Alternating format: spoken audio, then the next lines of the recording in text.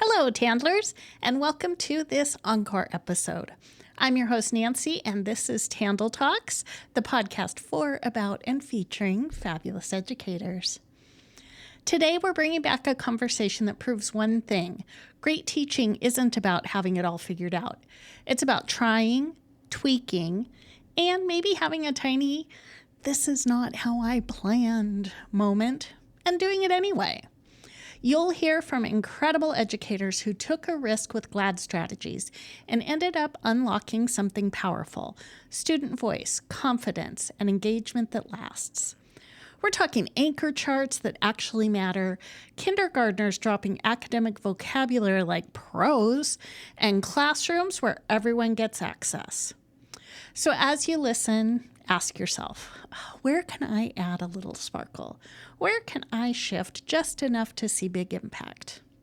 Let's get started. Hello and welcome to TandL Talks. I have 5 fabulous educators here today to talk about GLAD. Please introduce yourselves. Hi, I'm Michelle Canyon. I'm a 4th grade teacher and I'm at Northwood. I'm Jillian Risser. I'm a 1st grade teacher at Pope. Hi, I'm Shannon Ferguson, and I am a kindergarten teacher at Woodland. And my name is Sarah Venegas, and I'm a kindergarten teacher at Woodland. My name is Juanita Kerr. I teach 4th grade at Ridgecrest Elementary. Great. And you have all been through GLAD training and are using GLAD in your classroom. So I love that we've got primary and intermediate represented today too. And I just kind of want to talk about your experiences and how that looks in your classroom. So let's start with, are there specific GLAD strategies that are kind of your go-tos that you use more than others? One of my favorite strategies to use in kindergarten is the narrative input charts. CKLA really lends itself to being able to quickly adapt into the narrative input chart, the format.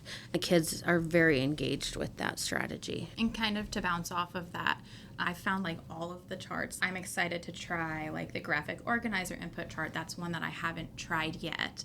But I think we rely heavily on the pictorial input chart and, like she said, the narrative. I think that's probably one of our most favorite strategies. Those strategies are our favorite to use just because of how well they integrate into the curriculum of CKLA and of any of our other subjects. So as a 4th grade teacher, I appreciate using the observation charts a lot to kind of kick off a unit, especially for CKLA and also TWIG units. It kind of gives everyone a common ground and kids are able to ask questions, and some kids can shine and help others when it's pictures they notice that others might not know about yet. It gives everyone access.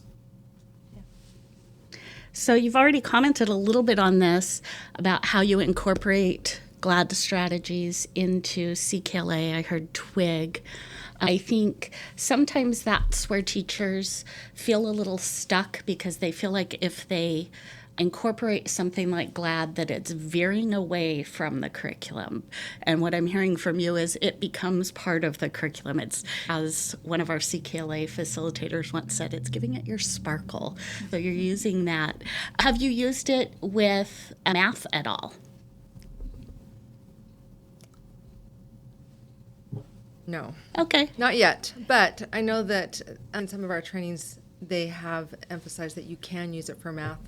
I'm still learning GLAD, so I would say last year was a good practice run for me, and the more I use it, the more comfortable I'll be to expand it to other subject areas. I know in kindergarten we've done some picture sorts of shapes, 3D and 2D, and taking realistic images and allowing the kids to talk about them and where they might see it in their environmental areas, and being able to put them into those attributes and say this this is a triangle, this is a rectangle, this is a cylinder. And so having the kids be able to talk about that and see it in a realistic format is extremely beneficial. And also something that we've been talking about doing is doing like almost like a picture dictionary where we're using vocab that could be like the math vocab. And then, so if they're learning about addition, we're unlocking the word, and then we're drawing pictures that they help us make to represent that. And it's just really cool because then we can put that up in the classroom and they can look at the wall and connect. Oh yeah, I remember when we drew that. So especially in kindergarten, when you kind of have to make it work for them, it's really cool to see that in all areas. And the fact that you can use that, science, maths, SEL, it's really cool to see. And the way you can use it in math is when you're drawing with the students as they learn different strategies and you're adding onto the posters. This is using base 10 pieces for multiplication. This is how the ratio table looks, and you just color code it different ways. I mean, to me, that's gladifying it. I just made up that word. I love it. That's gladifying it. And just for kids to have the visual, or when they share their different ideas of how they solve the problem, they're having the discussions, it's almost they're comparing and contrasting their strategies. So it lends itself well to any of your Bridges sessions, I would say. I agree. Something I love about GLAD is that hearing all the strategies from teachers. I'm still in the same boat where I haven't used it in math yet, but I love hearing the ideas of other things teachers have tried. I've started with just doing it in knowledge, which is where I think is really easy for it to fit. And I've tried some really cool things, but you're giving me great ideas. And one of the things with GLAD, especially that I found, that it makes you uncomfortable to do it. It really does. And being able to try something and go, oh, that didn't quite work the way I wanted to, but I'm going to tweak this just a little bit and try that strategy again. And that's the biggest thing, is where it's every time I do it, it becomes a little bit easier and just part of my routine. And what I'm hearing too is once you've done the GLAD training, you can start with baby steps. Yeah. And then it gets, Yeah. like you said, more part of your routine. Oh, I can try it here. Right. I love that. I also love, as you're talking about the charts that you're building with kids, we know that the difference between something co-created with kids and just a poster we put on the wall is huge. When kids are part of creating it, they're going to rely on it. They have a different level of comprehension than just a pretty shiny prepackaged poster. They don't always connect with that, right? Nancy, when you said the comprehension of it, and it's been so cool to see, especially kindergartners, use vocabulary that it blows me away. Oh my that gosh. They will pull words out of that we've learned 2 months ago. Oh, wow. And to hear them, it's powerful to see that it really works. Shannon has a really great story about that I think she should share. Yeah, tell us. So in kindergarten, we learn about, one of our knowledge units is around plants, and the kids learn about evergreen and deciduous trees. And even as grown-ups, a lot of adults, like, you may not know what deciduous means. And I had one of my students, I was in an observation, and one of my students pulled out deciduous while I'm in my observation. And it was just like, I was so taken aback, like, you remembered that word, you knew the context, you knew what the definition was, she knew everything about it. And it showed me truly how powerful these strategies can be. And this was months later. This wasn't just a week later. This was like months later, but she remembered what they had built at that time, and she brought it into a different lesson in a completely different unit. And I mean, that just shows the power of something like that. Or like one time I was reviewing a unit with a student, and he was looking at what we had built on the wall and giving me answers, and this is a kindergartner, giving me answers based on the images that we drew together and the words that he saw. And so, I mean, it's really powerful stuff. This is really something I've never really had a practice that I've applied that I'm like, wow, like 100% this works across the board. Right. And I think they start to learn to do it on their own. Like Sarah was saying, that student cited their source without even being prompted to cite their source. And so once it's part of your routine, it's the kids' routines too. And how great is it that that kid did that in your observation, right? I mean, like, hey, We would take it anytime, but when the during principal's that, taking yes. notes, sweet. Yes. And I think that brings up that I was trained with, it was called Project GLAD, I think, Right, or it was right. Be GLAD. And so I took all these strategies and I've just kind of used them throughout the years. And then I joined Tabitha's group last year because now I'm at a school that the MLL population much higher in my classroom. And so I've just been slowly just adding on to different units. You don't have to do it all of your units all of this year. Just pick a unit to go for, pick one strategy for your units, and it just really helps, not just for just your MLO students, but for all of your Everybody. students. Every student, your non-readers, your kids that they can't come up with the ideas right away. They have the visual to help them. So it's just been really fun to see how it helps everyone. Now, do you have, especially those of you in intermediate grades, do you have lots of teachers in your building who are GLAD trained? Are we seeing kids coming to 4th and 5th grade with some of these strategies that they're used to, or is it sort of hit and miss? I know in my school, we have a great staff at my school. Yeah. I think some are GLAD trained. I think ENCORE charts are pretty much used across the board for everyone, maybe not specifically GLAD, but that's the beauty of GLAD too, is you can build it into anything. Yeah. And the kids don't know, they don't care. They just have a way to reference what they're learning. And again, what she was saying, they actually see it built in front of them, so they have ownership over it.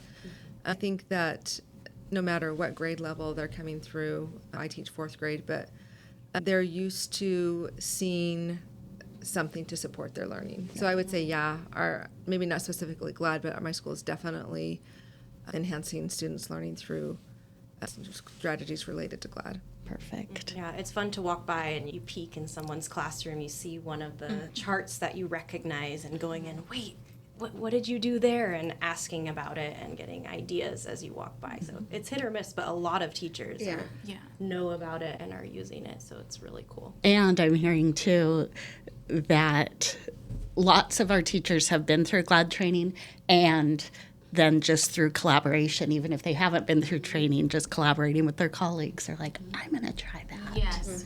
I just took the most recent GLAD training, and I think there were four more teachers from my school that took it with me. And before I took the training, I've just recently been moved to kinder. And so I worked closely with Shannon, and she would say, hey, try this strategy. This is how it works. And I would try it, and I would feel really uncomfortable, and I could tell something wasn't coming across as naturally as I'd prefer. So then I would, just like with anything, pull back, reflect, say, okay, what went well, what didn't? I'd connect with Shannon, say, okay, what did I do wrong here? This didn't feel right. She'd clarify. I would try it again, and I was like, oh my gosh, it's like all of the pieces just click together, and I'm like, okay, this feels right. I've practiced it now. It was uncomfortable, but I pushed through. And so even without taking the training, I was able to get so many resources when I collaborated with people who have. Tabitha's come to our school before, and I think it was during one of our supplemental days, one of my first years being at Woodland, and she taught us all, I believe it was like a comparison. It was like a woodland eagle and then like a real eagle. And she gave us all that example, and I'm pretty sure there's at least one teacher from each grade level to this day that still does that same lesson at the beginning of the year, teaching them our SOAR expectations. It just works with everything. It's just so cool to see. And I wish everybody could experience this training because it was like wholesome. It was so solid. Now I really have a good understanding of what I can do from here. Like, done the baby steps, and now I'm kind of getting more, I'm digging in deeper now. Yeah, I think to piggyback off that, the beginning training is so good, but I know when I took it, it was very overwhelming. There's a lot of wonderful strategies and knowing where to start. And I think what really, if you don't have such a wonderful person to collaborate with on your team, I took the second class last year, and just we have some amazing GLAD coaches in the district, and being able to partner with Tabitha, and she was able to really help me and do what you were mentioning your coworker did. And so I encourage everyone to do that, because now I feel empowered to really actually make these resources and actually implement them. And I'm really excited to make a lot more resources this year and try more this year. So if you all were giving advice to teachers who are new to GLAD, if there was like one thing to start with, what might that be? I would say in primary, I absolutely love the picture dictionary. It's taking one of the easiest ways I think that it can be implemented is most, if not all of our knowledge lessons will have a word work section, a specific vocabulary word that you can go through. Everything is given to you in our CKLA, in our guides, and so being able to just add one extra little step to it. It's just a realistic picture. You go through the word and you put it up, and that's it. And so it's a simple, easy way to put it into your classroom. Thank you. I think the CCD charts are really helpful. We are teaching vocabulary all the time in multiple subject areas, and I think that would be a good place to start. I've also really liked the observation charts too. It's a good way to introduce a lesson. What those are is you might take pictures or get pictures of different topics that you're going to be covering in the unit, and you just display them in a kind of a collage and different posters across the room. And students, usually in pairs, will write an observation, ask a question, Make a prediction. and make a prediction of what they think they're going to be learning about in that unit. And then they'll travel from poster to poster, and you give them a few minutes to kind of discuss and observe and get their mouths moving and their brains thinking about what's ahead. Absolutely. So I think that's a fun way and an easier, maybe a way to start. And a lot of the pictures are already available. People have made them already. So you just have to be able to find the resources. And I know that some are in Schoology, and I think they're getting moved to the curriculum repository. So there are the pictures already there. And the observation chart you can do with a large class. Intermediate, the reality is a lot of us have over 30 kids, and it seems impossible, but I mean, it's going to be loud. Everything we do with 30 kids is a little bit louder, but it gets done. Moving desks to sit on the carpet. If you train them well enough, it's doable.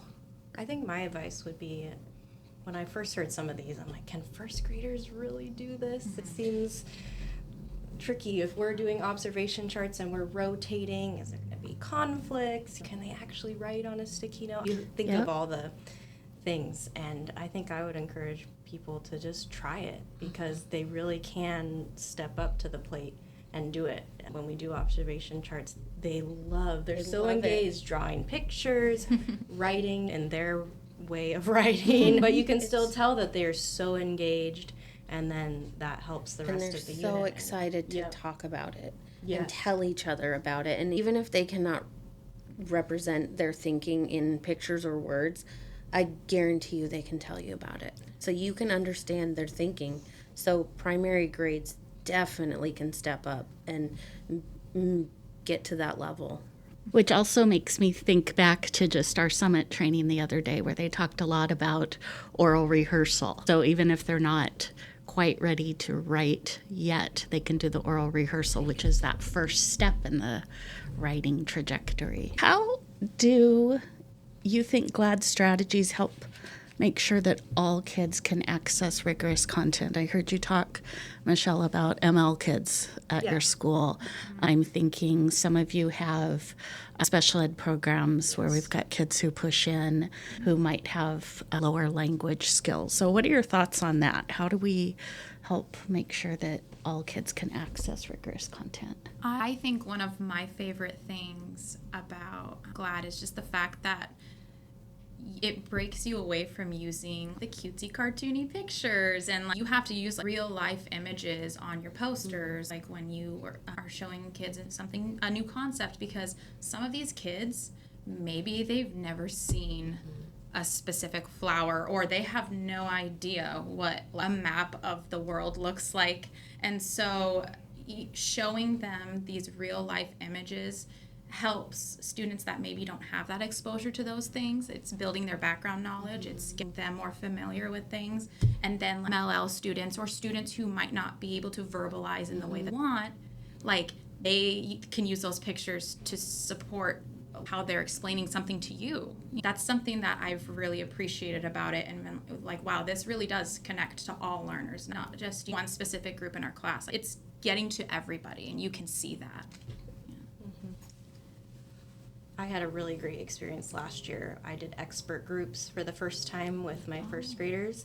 And I have a student who has an IEP and who is a struggling reader and really refused to try. I had trouble getting to do a normal reading worksheet, and we were in the small group doing the expert group, and he did the entire thing. Just totally engaged, was contributing verbally, and was able to, because that strategy is so scaffold for students, even the low readers were able to take notes with us, were able to highlight together, and were verbally saying, all of the vocabulary in the text that we were getting into about gemstones, and they were so engaged. It was really amazing to see. So I think these strategies are really useful for a variety of readers. My high kids were super engaged too, and my struggling readers, and it was really cool. And you could see the confidence in their faces where they're not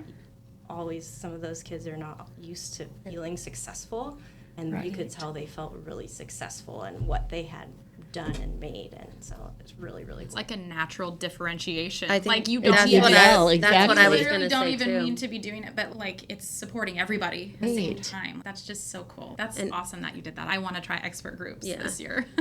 Yeah, that was one of the things. I did try expert groups, especially with kindergarten, and that took me out of my comfort zone because it's intimidating, and it's where I was uncomfortable. But now I'm like, I can try it again, and you make the little changes that I need to. But everything is so naturally easy to differentiate and scaffold, and you can change the way you're presenting something to meet every learner's needs very easily. We talked at the Learning Summit about the writing and how, like in intermediate, or the expectations for SBA are writing multiple paragraphs, but there's not a lot of that opportunity in our curriculum.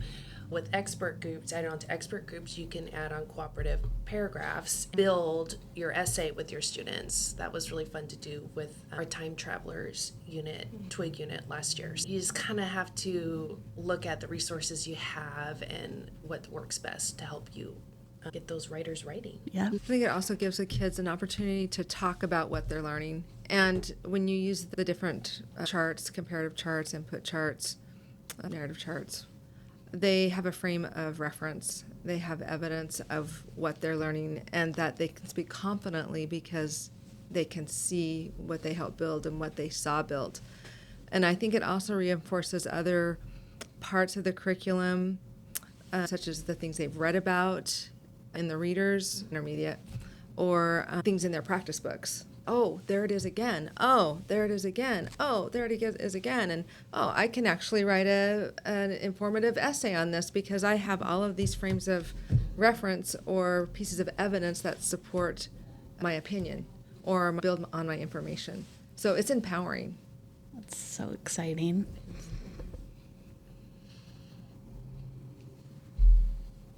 How do you and your grade level teams incorporate GLAD strategies into your planning?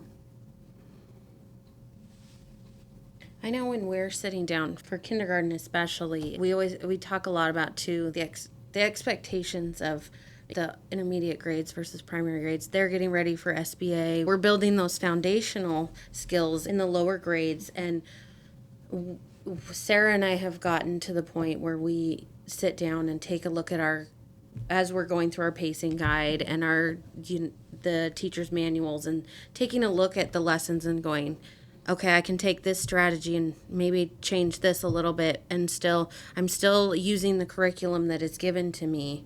And that's, like you said, using the resources that we have. It's all there We don't have to create new and interesting topics. Everything we have is provided if you just tweak it just a little bit. And it's really cool to see, even for us, when we're going through the manual, like you said, oh, there's that GLAD strategy. There's that GLAD strategy. Yeah. You don't even realize that. I think some teachers might not even realize that they're doing it. They are. And so we just try to take, as we're planning, how can we take a strategy that we've been using and just keep putting it into our lessons and building on what we've been working on. Yeah, and we can look at a unit and be like, oh, let's do a graphic organizer input chart or a GOIC. Like, let's do that for the whole unit.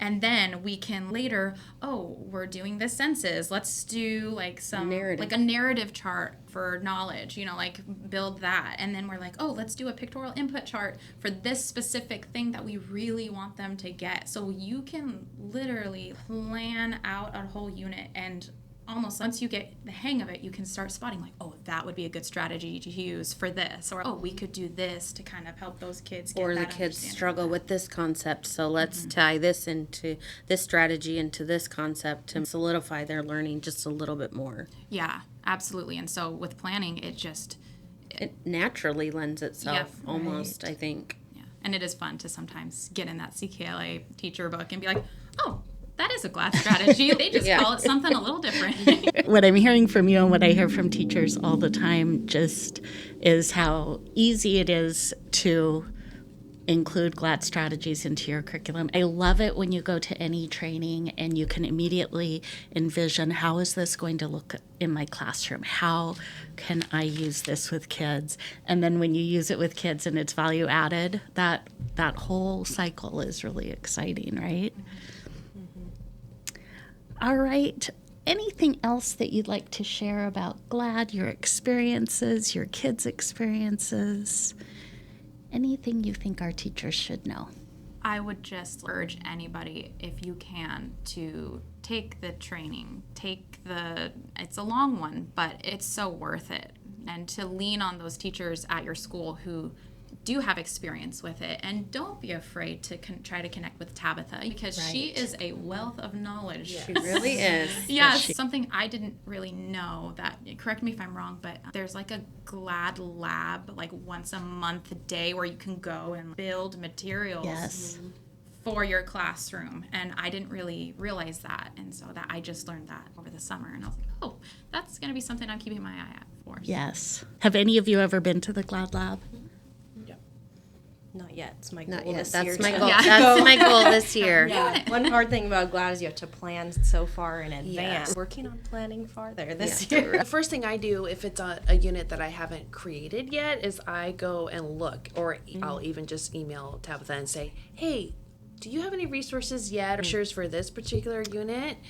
Because I know lots of teachers are making things, so we're trying to accumulate them in a spot so that we're not all doing the work ourselves. Yes. We want to work as a team in this district, because we're wealth of knowledge, and let's face it, it is time consuming to get it started, but once you have those materials, you've got them. I say that's been it does take the time to prep and plan, but being able to the next year you just automatically pull out, and so it's already prepped. So I'm like, okay, I prepped it once, and now I can do it year after year, and that's the benefit of it. It does take at first prepping it, getting it ready, but then you have it going forward. And then you can focus on a new unit. A new unit or a new strategy, or so building your portfolio, I guess you could say. Right. Well, thank you all for your time today. Thank you for sharing your expertise and your practice with us. Yeah, thank you for having us. Thank you for having Of us. course. Okay, Tandlers, if today's episode didn't make you want to grab some chart paper and start gladifying your lesson plans, I don't know what will. What we heard today is the real magic. Students owning their learning, teachers stepping a little outside their comfort zone, and classrooms where engagement isn't optional, it's inevitable. And let's be clear, when a kindergartner drops a word like deciduous months later unprompted, that's not luck, that's not coincidence. That is intentional teaching, and it delivers. So here's your reminder. You don't have to do everything overnight. Start small, stay bold, and trust that what you're building with students is going to stick. Until next time, TandLers, keep learning, keep leading, and keep bringing that instructional sparkle, because excellence looks very good on you.